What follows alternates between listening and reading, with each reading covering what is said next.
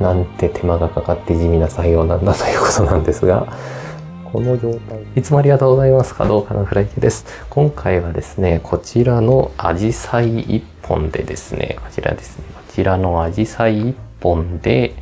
日本三大流派のお花を生けるということで、日本三大流派というと、池坊、小原流、草月流なんですが、私が、支持しているのが池坊ということで、他はですね、特に免許があるとかそういうわけではないんですが、小原流のお花はですね、型の形の雰囲気だけ生けて、そしてですね、池坊は池坊を、支持しているので、池坊は生けられるということで、池坊を生けて、で、草月流は造形自由化の、理念を踏まえて、また自由化を生けるというような形にさせていただきたいと思います。それではやってみます。小原流のお花で今回は、陛下といってですね、花瓶の瓶に花と書いて、陛下というものを生けていきます。で、先ほど申し上げたように、私は小原流潜りなので、形だけですね、型の雰囲気、形だけを真似して、細かいところは間違っている可能性があるというのはご容赦いただければなと思います。それではですね、こちらのアジサイをもですね、さっき、ここは切らずに、ここだけ切って、いけたんですけど、映ってなかったという悲しい話なんですけれども。でですね、小原流の陛下はどちらかというと、基本花瓶の花ってそうなんですけど、こうやって前に傾くことが多いようですね。ここまっすぐというよりも前にどっちかっていうと傾けることが多いようです。で、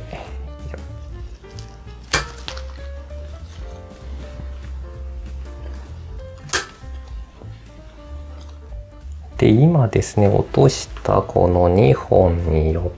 って、全体としてちょっとすっきりした感じになってですね、今主枝と中間枝ができているような状態になっているんじゃないかなと思います。小原流の型的には。なので下段の、脚枝ですね、脚枝を入れていきたいと思います。これ小原流の方が見ていたら合ってる合ってないのコメントをいただけると、正確な情報が伝わるかなと思います。よいしょ。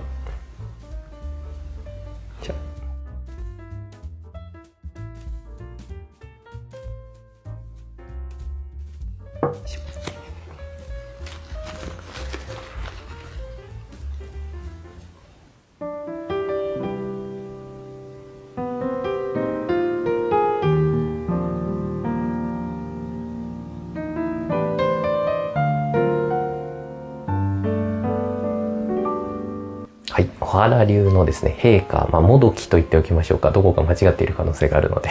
なので、陛下もどきが出来上がったということでですね、こちらですね、一応おさらいというか形としては、主枝といってトップのお花。で、脚枝といって下段のお花。で、中間枝というあしらい。この空間は決まってるけど、あしらいのお花が入ってくると。今回はアジサイなので、あんまりこう葉っぱを取ったりとか花を取ったりせずに、ちょっとコロンとした感じでアジサイがなんかそこに咲いてるなっていうような雰囲気を大切にしていけました。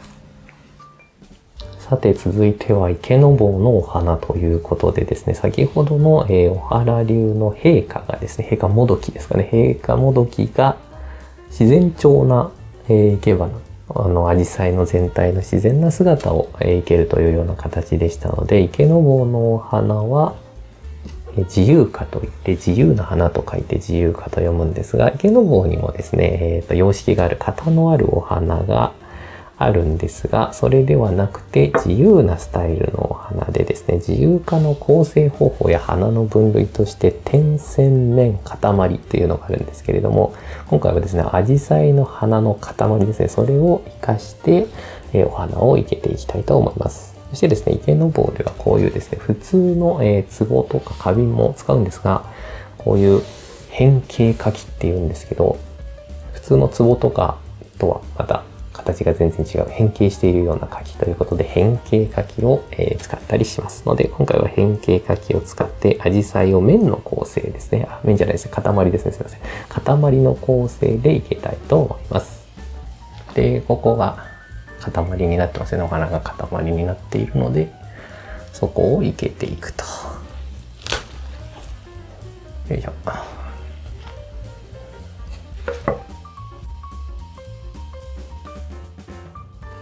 で、今、だいたいここだろうというところで、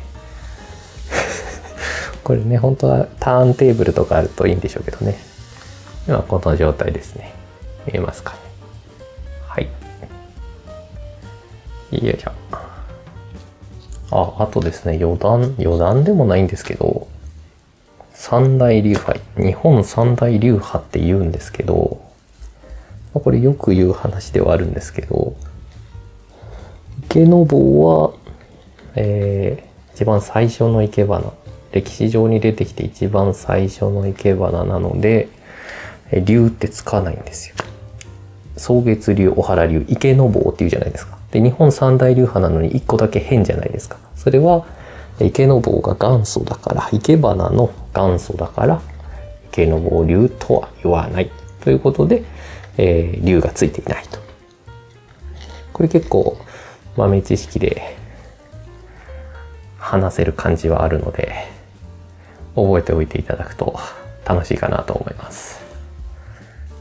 今塊ということで、ここまで固めました。かなり固まった構成になっているなというのはわかると思います。ただですね、これだけで終わるとただ紫陽花が固まっただけになってしまうので、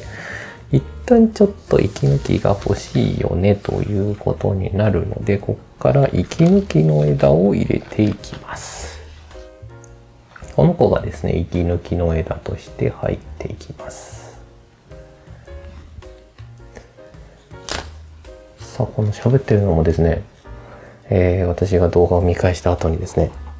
編集して、投稿する間に全カットという可能性もなくはないので、もっと入りやすいかな。手で撮った方がいいですね。どうしてもこの不自然になるので。あらラブリー。一旦整えてですね、そちらにご覧になっていただきたいと思います。はい、池坊の自由花ですね。塊の構成の自由花が生け上がりました。構成としてはですね、こちらの塊に対してふーっと息が抜けていて、ここに紫陽花があると。で、こちらの方がですね、葉っぱがついていて、花の姿があって、茎の姿が見えるので、これは紫陽花なんだよっていうのをより強調している。そして、ここの空間ですね。ここの空間があるので、よりこちらの塊が生きて、作品が豊かになるという表現になっています。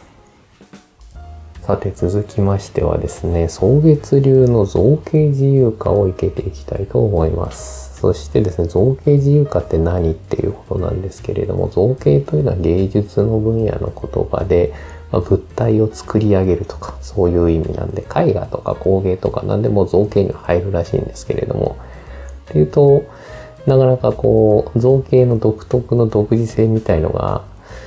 捉えにくい、非常に抽象的な話になるので、なかなか説明も難しいんですけれども、実際見ていただくのが一番早いなと、草月流自由花のような雰囲気にするので、そしてですね、草月流であるということの取っかかりとしてですね、草月流のお家元がですね、言っている言葉としてですね、松が松のように見えてはつまらないと。なのでですね、これどういうことかというと、そのものがそのもののように生けてやる。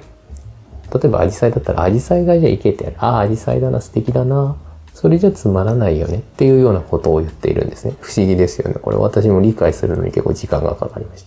た。なのでですね、今回はその部分を引っかかりにしてですね、紫陽花が紫陽花のように見えないような生け方をしていきたいと思います。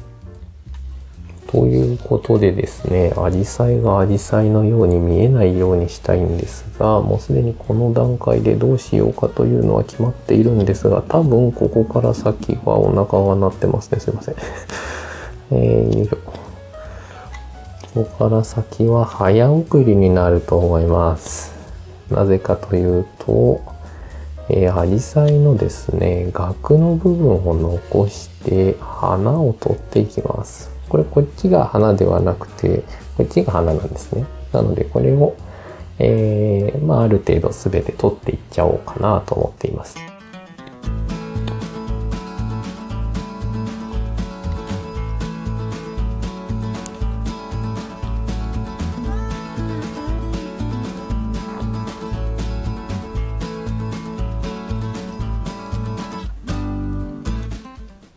はい、ということでですね、今花の部分を全て取りました。なんて手間がかかって地味な作業なんだということなんですが、この地味な作業をこの子たちもちょっとやっていきたいと思います。いやー、やっとですね、終わりまして、素材としてですね、このような形で、花を取って状態のアジサイを用意できたと。素材はまずは出来上がりということで、柿はですね、こちらの黒い石のような柿でですね、上に水入れちゃったんですけど、3つ穴が開いていて、縦にするとムンクの叫びのような、もののけ姫の小玉のような顔をしている形をしているんですが、こちらにですねつけていきたいと思います。それでやはりですね、アジサイは葉っぱ取ってしまいたいと思います。これどうしてもあるとアジサイ感強くなるので、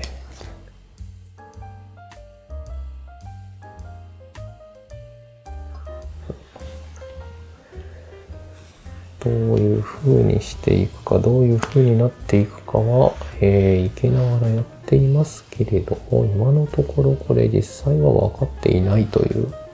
状態でいけています。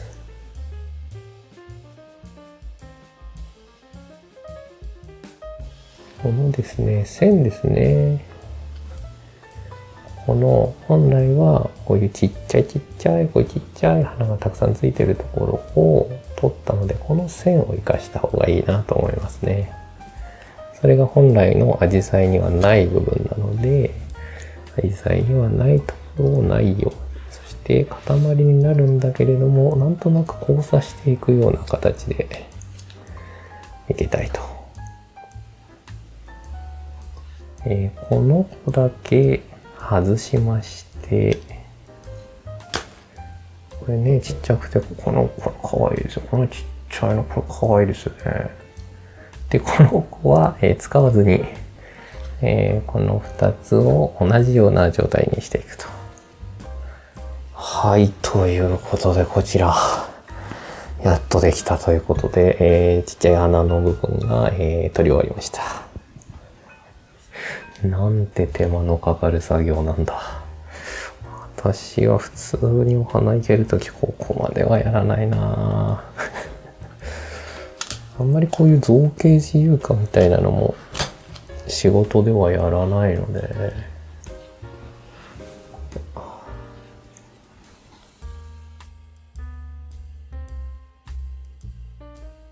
一旦この状態をじゃあ、きれいに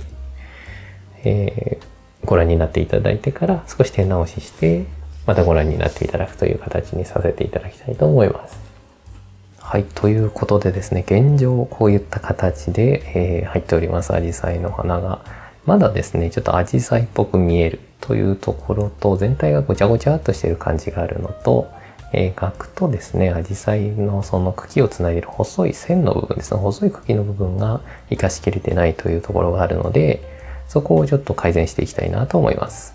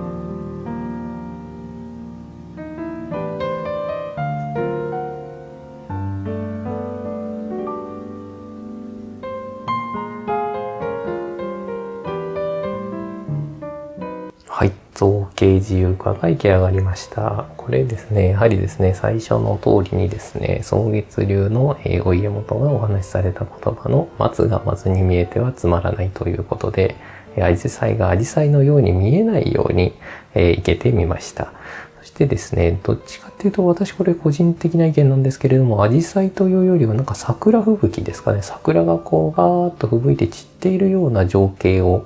アジサイの花を見るというよりもそういう感じを感じるなというようなお花になりました。そしてですね、やっぱりですね、この最後にこの葉っぱを入れたんですけれども、アジサイじゃないように見えた方が面白いよねっていう話なんですけれども、ちょっと名残として入れといた方がなんか粋かな、面白いかなと思って、ここに最後に1枚だけですね、葉っぱ。で、緑が入るとピンクが映えますので、そういう効果を狙って入れたというところもあります。でですね、アジサイのここについていた葉っぱなんですけれども、ほぼ、全部取ってしまいました。ここに1枚だけついてるんですけれど、どうしてほぼ全部取ってしまったかというと、どうしてもアジサイの葉っぱがついてるとアジサイっぽく見えてしまうので、じゃあ今回のテーマには沿わないよねということで、ほぼ全て取りました。そしてですね、こちらもですね、あんまりですね、こう、密にですね、ここにアジサイが固まっている、アジサイの核が固まっているとですね、手まり咲きのアジサイのように見えてしまう可能性があるので、なのでちょっとスカスカと間が空いているような配置にしてあります。はい、角三大流派のお花が生け終わりました。池坊、小原流、草月流ということで、最終的にはですね、アジサイ1本だったので、この草月流の自由化にこちらのお花と途中で切り離したこの子ですね、このちっちゃい可愛い子が、残ったということで、アジサイ1本、使わせていただいたということで、ありがとうございます。ということでですね、ここからはですね、一応また別で動画を撮ろうかなとは思っているんですけれども、三大流派の簡単な特徴みたいなのを少しお話しさせていただきます。ではですね、生けた順にお話しさせていただきたいと思います。まずはなので、小原流ですね。小原流はですね、特徴